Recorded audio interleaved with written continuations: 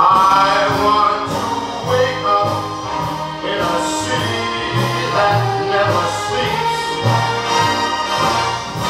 and find I'm #1, top of the list, king of the hill, #1.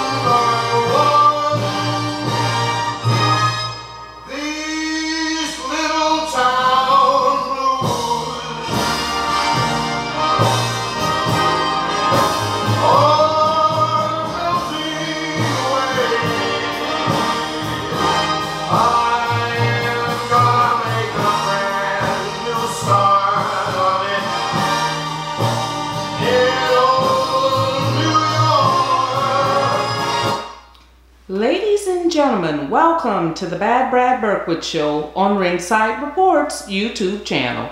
Now, here's your host, who moved to Tulsa, Oklahoma from the East Coast, Bad Brad Berkwitt.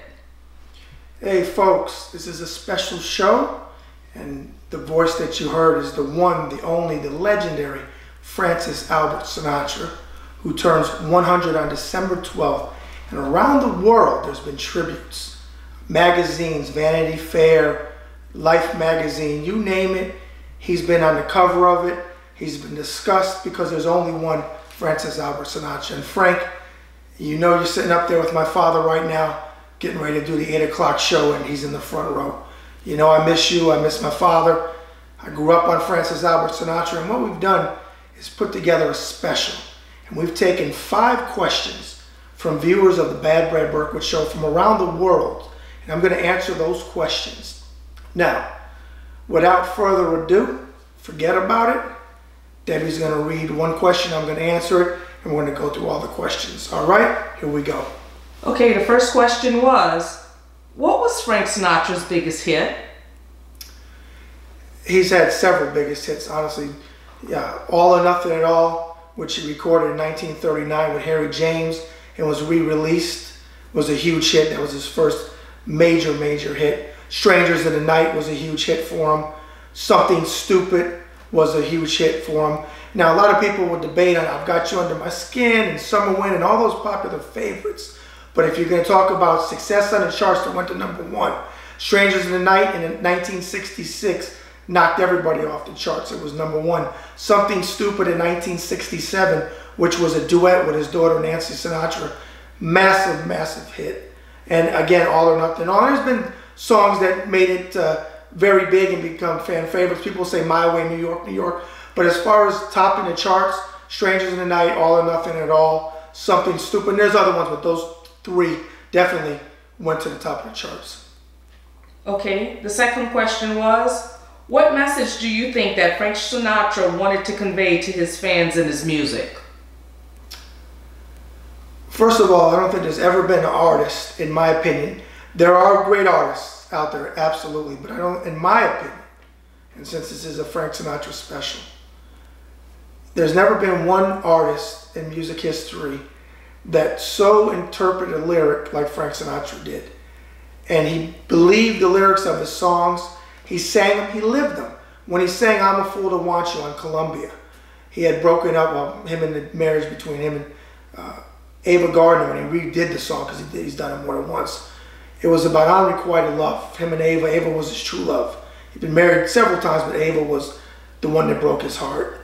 And I think that he conveyed in his saloon songs, One for My Baby, Here's to That Rainy Day, Don't Cry Joe, songs like that. He conveyed sadness, happiness in songs like The Summer Wind and different songs like that. So I think he conveyed messages of happiness and sorrow and understanding the average man's plight every day. And that's why so many people for so many years have said that Frank Sinatra's music and songs are the soundtrack of their lives. Okay, the third question is, how was Frank Sinatra a trendsetter or ahead of his time? It's a great question.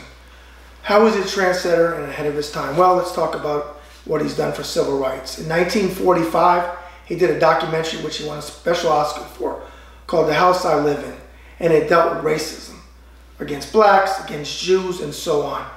Frank Sinatra was born December 12, 1915. So think about the country when he was born and where we were with civil rights.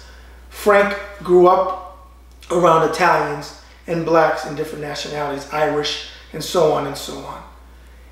And he never tolerated in his lifetime racism. Now, as the years went by and he became bigger and bigger in the music industry, what did he do? Well, first of all, as I said, he made that documentary, won a special Oscar. And that in 1945 was not popular like it is today to fight for civil rights and stand up. He could have thrown his career away, but he didn't care because he truly did it his way. Then you fast forward to the 50s of Las Vegas. Now, Bugsy Siegel built the Flamingo Hotel and put Las Vegas on the map. It was a dusty little shanty town before that. Frank Sinatra came to town and he put a stop to performers like Sammy Davis Jr., who could sing in the hotels, okay, and make money for him, but he couldn't eat or stay. He'd have to stay on the other side of the tracks, and back then it was called in the colored part of Las Vegas. Frank Sinatra told the Las Vegas guys, and of course they were, everybody knows what that means, the boys, that if Sammy can't sleep there and eat there, then you don't need my services anymore. Frank Sinatra was powerful enough to do that. They drained the pool one time and Lena Horne got in the pool. He put an end to that. He put an end to racism in Las Vegas as we know it. And Frank Sinatra single-handedly was the first artist that did that and took a stance. Now let's move into the 60s at the height of the civil rights movement. Frank Sinatra was making a movie. And on his own dime, he went to Harlem, to the Apollo Theater for an NAACP concert that raised money. Martin Luther King was in the audience. And Sinatra in his tuxedo. And in that voice of his sang Old Man River. And everybody knows the history of the song Old Man River. Now you would think one of the black artists at the time would have done that song. Frank Sinatra did it. And Martin Luther King was in the balcony in tears because he was so moved that Sinatra took a stance. He never tolerated it. He helped Joe Louis. He helped Sugar Ray Robinson. He stood up for Jews. He stood up for blacks. He stood up for every minority group that he came across, black musicians. He would not tolerate it. And that, amongst many other reasons, is why I personally love the man as a person and get tired of the bullshit about he was in the mafia, he was this, he was that. He's done more. In 1987, he won an NAACP award for what he's done for black African American at that point rights. Look it up. Know your history about Sinatra before you throw the dirt. Okay, the fourth question. If Frank Sinatra was alive today, how do you think that he would feel about current events? That's a very good question.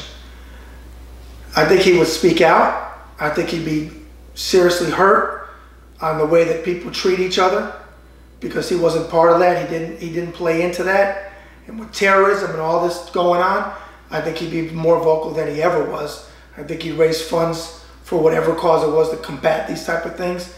And I think he'd be disgusted. And I think a lot of people from his generation would be disgusted because personally, I'm disgusted about what's going on in America right now between the terrorism and the hatred and the division between different races. It's just ridiculous. I think Sinatra would be heartbroken, but I think he'd still be a powerful voice and he would speak up for what he believed in.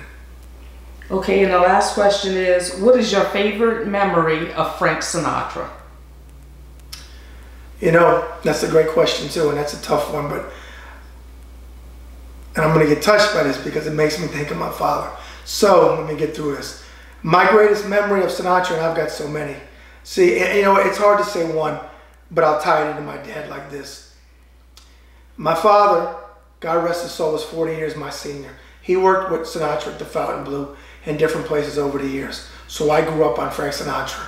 And I didn't quite understand the impact of him musically and as a human being till my 22nd year on planet Earth in 1990 when I was stationed in Italy. So my fondest memories, I'm going to say, tie in with my dad and Frank Sinatra. I saw him twice in concert, 1979 at Sunrise Musical Theater in Fort Lauderdale, Florida, and again in 1994, in August of 94, with a friend of mine, Beverly, who's sadly passed away as well. And the love that was felt for Frank Sinatra was incredible. And I miss the conversations that I used to have with my father whenever Frank made the news, whenever Frank came out with a new album, whatever was going on with Frank, in the Berkwitt household. It'll be a call between my father and I, and that's my fondest memories of Francis Albert Sinatra. Now, folks, again, this was a Frank Sinatra special. I hope you enjoyed it. I hope that you do your research on Frank, because there's so many wonderful things about this man that the media doesn't like to put out there. He's done more for more people. I'll give you just a quick couple more stories. Lee J. Cobb, the great actor, who was in On the Waterfront, so many other pictures, had a heart attack. His hospital bills, everything paid for by Frank Sinatra. The great Bela Lugosi, who played Dracula in the original Dracula, died. Frank Sinatra picked up the tab for his funeral. But you don't hear these things. All they want to say is the mafia, forget about it. I'm so tired of that crap. It's so old, it's ridiculous. Look up what this man has done. Listen to his music. You don't have to be a Frank Sinatra fan, but if you're a fan of music, look what he's done historically for music. He'll outlive all of us. You go in a restaurant and you ask a young kid, Frank Sinatra, they'll give you something, whether it's the Rat Pack, whether it's his music, his movies, or his humanitarian efforts. There's so many things that you can take one and run with. All right, folks? Again, I hope you enjoyed this special on Francis Albert Sinatra, who turns 100 December 12th. And Frank, again, I miss you. I love you. I know you're late for the show and you're probably watching this now. So give my best to my dad. And as we always do, that's another show in the can. Forget about it. And as Frank Sinatra sang so eloquently, so long ago, the best is yet to come. Bad Brad out.